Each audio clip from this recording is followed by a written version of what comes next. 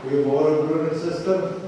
Goeiemôre. Baie welkom ook aan die wat ek nou nog nie gesien het nie, wat by die ander deur aangekom het.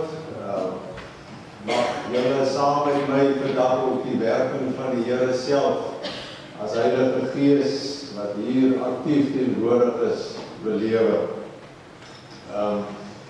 Die Christuskers wat ons aansteek is natuurlik, soos julle nou al in die tyd weet, vir ons 'n simbool van Christus se werking, sy as verlosser.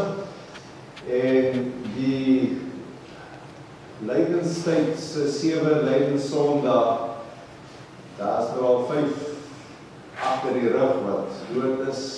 Ons het nou nog 2 lydenssondae oor. So daar brand daar net 2 kerse nou vandag daardie kant.